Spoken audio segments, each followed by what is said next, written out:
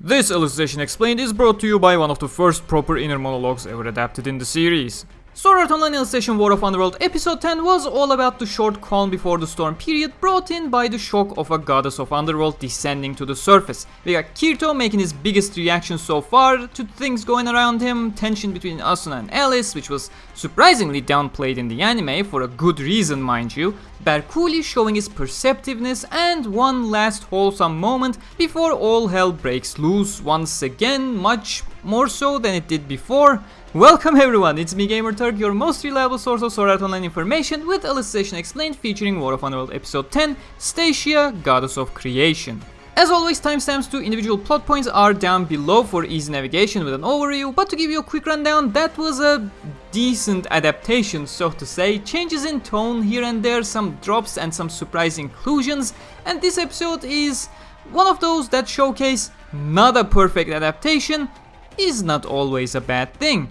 One of the biggest changes we had in this episode is something to think and maybe argue about, but in my opinion, in the grand scheme of things, it kinda benefits the story compared to how the light novels approach the scene, but we'll get to all of these shortly, in a lot more detail of course. But if you're new to my Explain series, what I do here is essentially provide you all the vital information on characters, events, action, lore from the source material, light novels, things that the anime did not convey properly or just did not have the time, so you can still see the full picture. So make sure to subscribe and hit the bell icon to not miss any of the details in the upcoming weeks and gain an immunity shield against the pawns of Emperor Vecta, swiftly spreading misinformation and uncontrolled spoilers like a pack of foxes. But then again, if you want to read the books for yourselves for the amazing experience, Amazon and Book Depository affiliate links are in the description, and the knowledge of Stacia awaits you there. Stacia herself awaits you there as well, as this is your final days to get Christmas merch. Sweatshirt and leggings featuring Padoru, Kirito and Asuna, as well as Padoru, Yuju and Alice are available on my Teespring shop. Go get them before they're gone. But to provide you a detailed summary, episode 10 adapted a little bit less than what I imagined it would, because surprisingly, we got an extended coverage of an inner monologue by Asuna, something the anime rarely opts in for. This was particularly surprising because they had skipped the exact same inner monologue when Kirito had it back during episode 19 of the Human Realm arc, providing more depth to Kirito's handling of the situation, but I'm getting ahead of myself. Episode 10 did not conclude Volume 16 Alicization Exploding and only adapted Chapter 19, Parts 3 to 5. The remaining Parts 6 and 7 were not adapted and will possibly be combined with the initial bits of Volume 17, Alicization Awakening, since the cliffhanger they seem to be ending the core on is becoming more and more clear, a certain event that takes the war into yet another direction. But starting with our contents this week. We start with some minor anime original content. Instead of Asuna shortly remembering Higa's warning, we get to actually watch those chronologically. Everyone that is present in the subcon is shown one by one, but there's one figure that is shown to you prominently. You've seen him in passing before in the Human Realm arc, and while you have no way of making the connection yourself due to this change in appearance, you have seen this exact same person before in one of the prior arcs as well. You can see he's quite worried about the circumstances as well from his facial expression, and you can be damn sure that this is not the last time you're seeing him.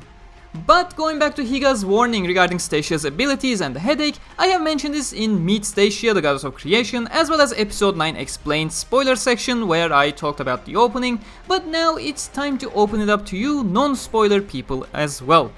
You see, one of the false expectations, and don't get me wrong here please, I don't blame anyone for having false expectations on this specifically. Many people assumed super accounts or god accounts have limitless powers, but the fact of the matter is they don't. And while Higa provides a very basic explanation saying, if you get a headache, that means you shouldn't do it further, that glosses over what is actually happening quite a lot, and this all ties into Incarnation and Project Alicization hardware setup as well. At this point, you should be accustomed to what Incarnation is. If you aren't, go back to my What is Incarnation explanation please. Simply put, Underworld uses the floodlights of its inhabitants as processing power rather than putting it all onto a GPU and CPU in most cases. Not even processing in a sense, it's literally borrowing the data in a floodlight, so there's barely any strain on the individual floodlight. They are not processing anything after all. As a result, when using Incarnation, they can feed the main visualizer false information that is currently looking at their floodlight, and thus temporarily trick the system into things that are not real, actively making them real for a bit before the simulation itself catches up or you lose track of your own false reality. That's why incarnation is hard to pull off as well and takes a lifetime to master, in a sense, as you technically need to believe in your own lie to be a fact so that the main visualizer doesn't pick it up as a lie as well. Again, what is incarnation has more in-depth explanations, but the core thing I want to highlight here is incarnation itself is temporary and doesn't make the Floodlight process anything additional. God account abilities, however, act significantly different. Under basic terminology, God account abilities also can be blanketly put under the incarnation banner. For example, Stacia has the ability to terraform with her will, you know, the base requirement for incarnation, but it's not incarnation. What the God accounts abilities do is actually use the Floodlight as a processor rather than just feeding data to the main visualizer. So in layman terms, for those who are not so well versed with computer technicalities, what Asuna does when she creates that ravine, for example, is that first off, she receives the entire geometrical data of the area into her own Floodlight, then she alters that data in her own Floodlight, and at the same time as she's altering the data, she is also feeding that data into the system real time. It's not the main visualizer simply reading her memories, creating temporary overrides that'll disappear when the simulation catches up. It's the simulation codebase simultaneously interacting with her Floodlight to permanently alter the geometry completely. And that puts an incredible strain on the user, and while the anime did not mention it, further uses after symptoms start showing up can cause major damage to one's Floodlight, and as you can see, symptoms have already started for Asuna on the moment of her arrival. But yeah, I talked too much in depth technicalities, let's move a bit further now. Asuna finally reaching Kirito was the highlight of this episode, of course. It was a very short but very hard-hitting scene in the novels, and I feel like this was one of the things the anime has enhanced greatly. The way Kirito reacts to Asuna's voice, starts shaking like a phone on silent, starts crying a river once Asuna hugs him. Overall, just a beautifully adapted scene. Asuna's short inner monologues here were skipped, whether she was comparing Kirito's situation now to her own situation back in Fairy Dance, how Higa had explained that Kirito had very close friends who had died in the final battle that he was blaming himself for, how she wanted to make sure he would never blame himself again.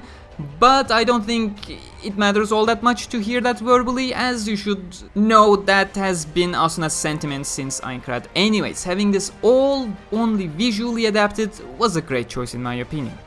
Minor skip here, the scene from the perspective of Gabriel's point of view was skipped, but it's mainly the merchant leader Rengil getting one of his 2 lines in the entire War of Underworld sub-arc, suggesting that they set up camp for the night and let the troops rest, along with Gabriel assessing the situation, the Dark Mage leader DIL being assumed dead in the carnage, etc., those kinds of stuff.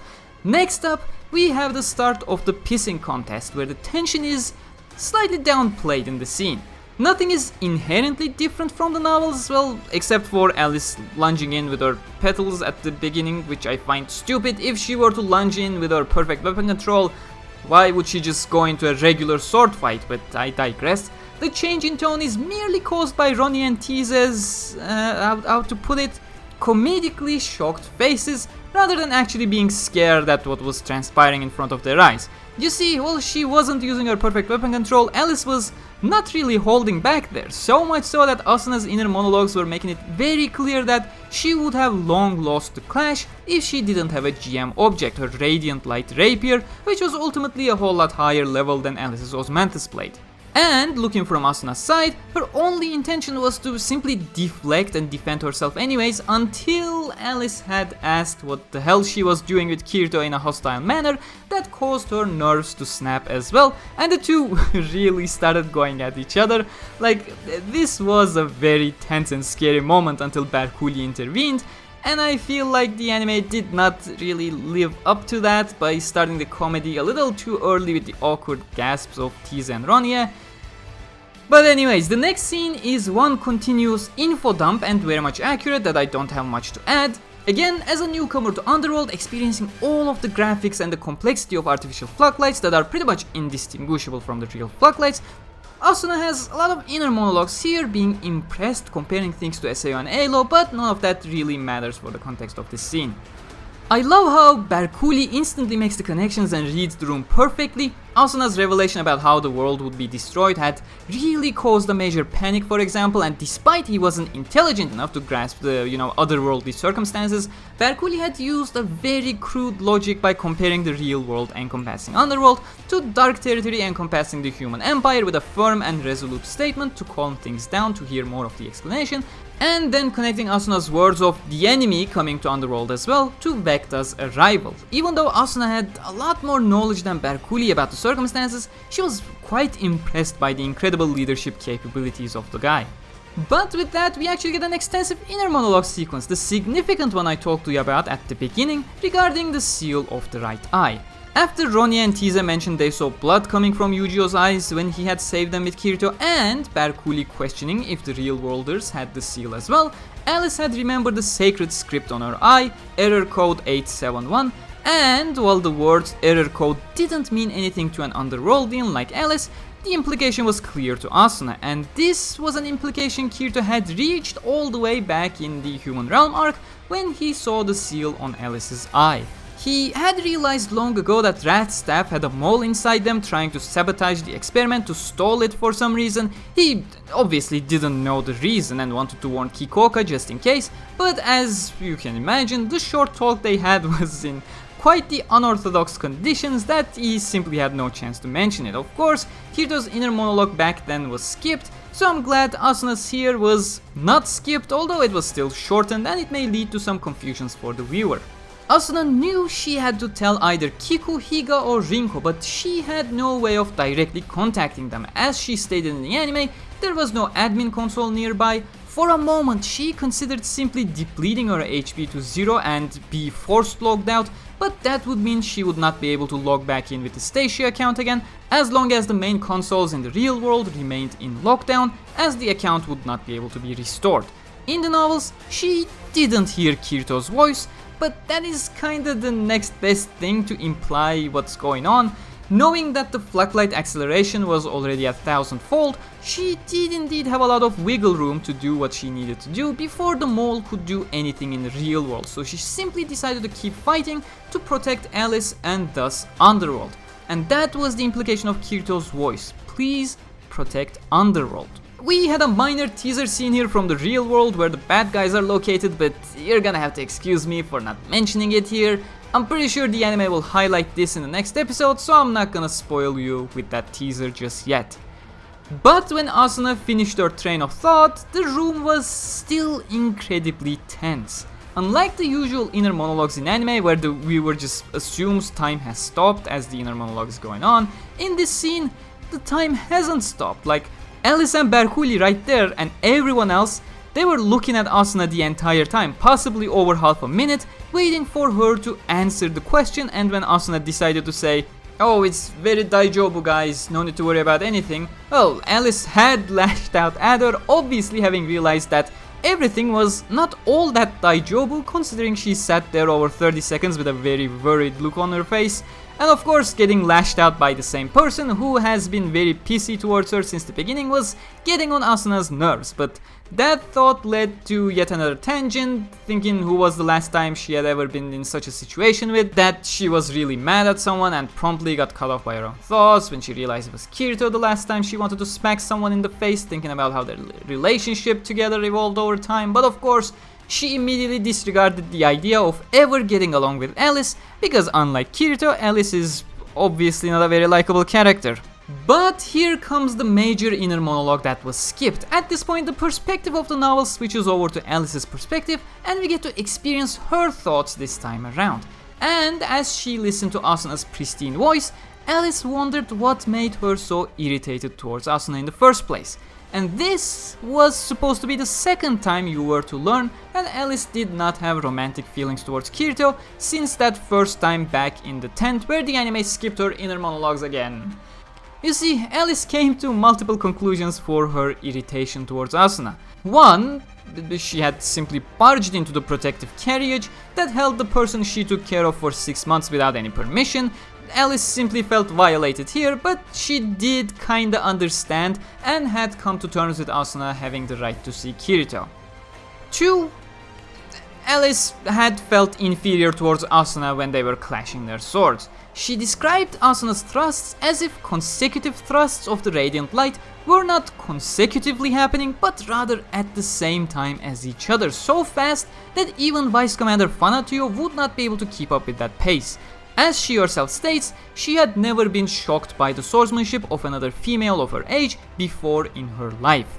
But third, and most importantly, Alice was simply stunned by Asuna's beauty. She was observing others around the campfire and how they were looking at Asuna, full on admiration in their faces. Alice knew that if Asuna had indeed introduced herself as the goddess Stacia, she just knew nobody would dare question it and just simply believe that as a fact. And as you can guess from all these 3 different notes of why Alice doesn't like Asuna that she herself states in her inner monologues, it's very clear that all Alice wants is to be the center of attention of what she deems to be her attention. She wants to be special for those she cares for, and that is what rubs her the wrong way in the comedic scene right after, along with other key details, so let me try to structure this in a way that won't get me entangled in my words. First off, focusing on this sentence from Alice when she's making a deal with Asuna: in return, you need to tell me everything you know about Kirito as well. Now, this is not a new sentiment, it's something Alice has been very open about since she was first saved by Kirito on the wall. She considers Kirito to be the one with the truth, and she is obviously seeking that truth, the meaning of her existence. She wants to learn more about Kirito because she believes Kirito, as the person who opened her eyes to the realities of this world, has the answers to her questions. As a result, she also wants to learn more about him through someone else who knows him plenty, in this case Asuna. Secondly, as I mentioned earlier, she likes being the center of attention. Let me phrase that a little better. She likes to be the alpha female around, and Asuna is a major threat to that. Asuna is taking command to her own hands, not asking for permissions from anyone. Asuna is more skilled than her, moving her weapons faster than the fastest person she knows. Asuna is more beautiful than her, so much so that when she had just assumed the title of Priestess of Light, there comes this other female descending from the sky in rainbows with the perfect voice and godly beauty. She simply feels inferior on every front and thus wants to prove that she is not inferior. So she decides to challenge Asuna wherever she gets the chance, and that includes how special she is to Kirito. It's kinda sad that Alice never got to see Kirito's reaction when he first heard Asuna's voice. All of this needless pissing contest on her side could have been avoided altogether. I mean, she took care of Kirito for 6 months, never getting a physical reaction from him whatsoever. Asuna comes in and utters Kirito's name. The guy completely straightens himself, starts trying to reach out, almost dropping out of his chair, starts crying an entire puddle that can drown Alice in it. I mean, that would have been a major eye-opener for Alice for sure. Jokes on both of them. The only one Vegirito actually hugs is Yu-Gi-Oh! Either way, that final calm before the storm scene needs no explanation. It's a cute scene and the last moment these characters will get before shit goes horribly wrong again. But yeah, opinions about the episode, starting with one of the emotional high points of the entire series. Probably doesn't help the rest of your episodes stand out all that much, especially when it's mostly an exposition episode and most personal moments are inner monologues that got cut out. I'm glad that the pissing contest was significantly toned down to not make Alice even less likable than she already was, but it's also sad that it came at the expense of, giving her more depth by cutting out her perspective on things. If it were me, I would have just cut out Asuna's "oh, there must be a mole in Wrath, what should I do now" bit, and include Alice's inner monologues instead about why she dislikes Asuna. It would have given her a lot more depth on why she does what she does, and let people actually know why she was acting like a dick. But I can see people, being bored with this episode. There's barely anything going on, it's an exposition episode, and on top of that, it's exposition of things you already know yourself being told to the Underworldians, so they know as well from a story perspective. Watch the beginning of the episode with Kirito and Asuna over and over and enjoy that. It's one of the highest point of the series, and that's the only thing that stands out in this episode if you ask me. Oh, and yes, I like Golgoroso getting some additional screen time here and there. At this point, he may actually end up getting more Deban than Egil does, which is not a high bar to set, but hey, good for him. Episode 11 is titled Cruel Choice, wait, what is Crunchyroll title again? Let me see. Heartless Choice. Not bad, Crunchy, not bad. That's actually accurate.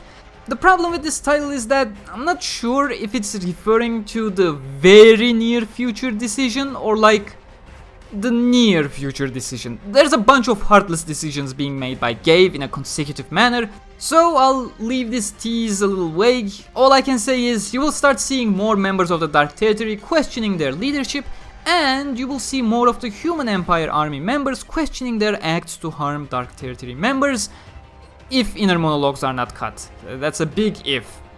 But either way, big action moments are returning and we may actually get some more ALO scenes, not the stupid anime original plot hole creating cancer inducing ones. The ones actually written by Reki himself in the novels, so hopefully they can get some stupidity cleared out on that front as well. If you made it this far though, comment Dedi Berkuli is getting drunk before the war in the comments to let me know. Ask your questions and use hashtag AskGamerturk for weekly War of Underworld Q&A. If your question is spoilery, add a spoiler warning to ensure anime only people are not spoiled. Subscribe and hit the bell icon for all of that and more. Links to light novels, manga and more in the description. Channel merch featuring limited time Christmas special Padoru Kirito and Asuna, as well as Padoru Yuju and Alice hoodies and leggings are there as well, with special discount code for patrons and channel members too.